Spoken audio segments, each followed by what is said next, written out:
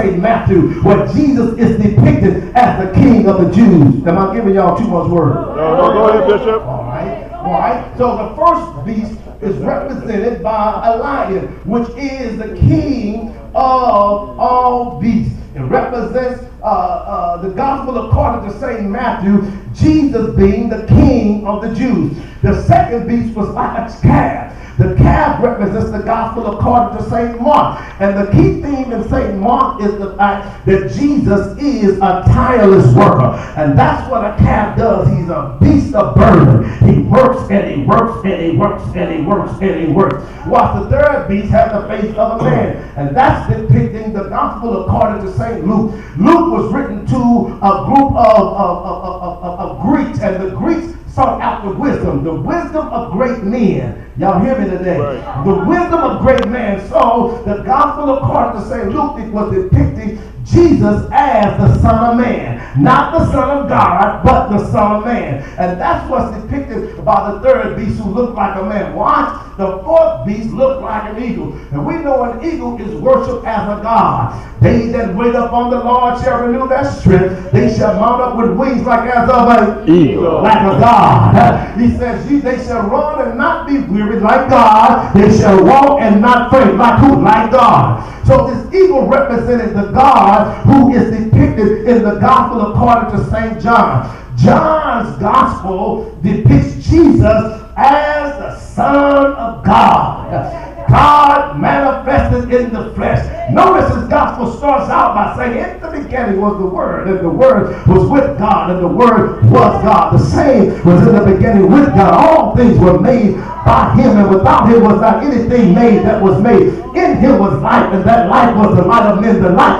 shineth in darkness, and the darkness comprehended it not. There was a man sent from God whose name was John. The same came for a witness to the witness of the light. And that was the true light that lighted everyone in the world. Verse 14 says that the Word was made flesh and dwelt among us. And we beheld his glory, the glory as of the only begotten of the Father, full of grace and truth. The Word that was God that was in the beginning was made flesh. And look at somebody say, we beheld his glory.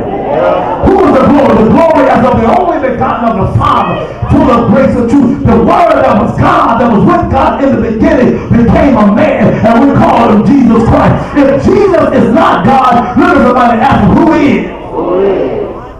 Yes, in St. John we find the tremendous number of the I ams of Christ. I am the way, the truth, and the life. I am the good shepherd. I am the bridegroom. I am the branch. I am that I am. In other words, what Jesus is saying is, I am God. And this is what was depicted when we saw this fourth beast rather, that had, watch, that had the digits of a, look at somebody say, a flying eagle. Come on, say it again, a flying eagle. Not an eagle that was just sitting doing nothing, but an eagle who was vibrant and moving. An eagle that was soaring in the heavens. How many know there's no bird on planet Earth that can soar like an eagle?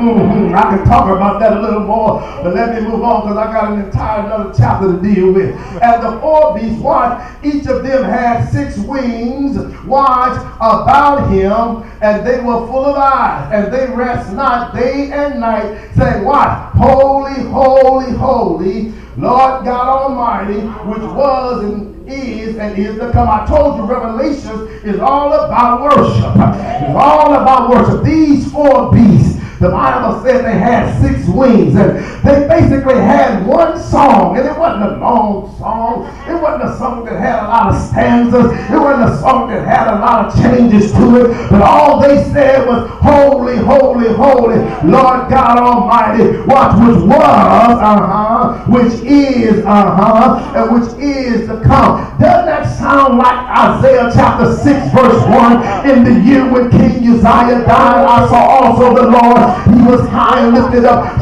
sitting on the throne, and above him flew the seraphims. Each one had 6 wings with twain that cover their feet, with twain that cover their face, and with twain that did fly. And we heard them cry one to another saying, holy, holy, holy is the Lord God Almighty. The whole earth is full of his glory. Look at somebody, tell them God is holy. Tell me you ought to be too. Me too. That's right.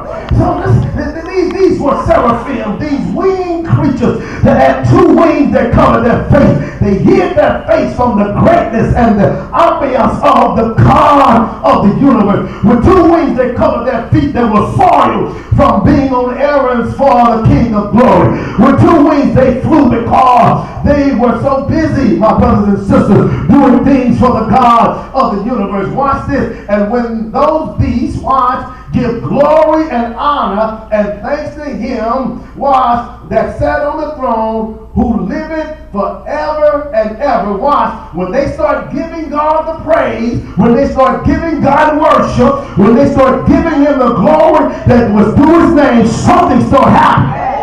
All right. I can hardly stand it up here. Something start happening. How many know that when you begin to give God worship, something happens? Come on, somebody. When you began to give God the glory that's due his worthy name, things cannot remain the same.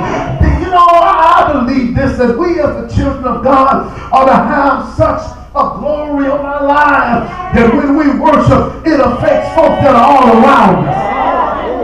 Come on, somebody. I want God to so inhabit my being, my isness, my manness, my humanness, that when I worship, it makes somebody else worship. I want to be so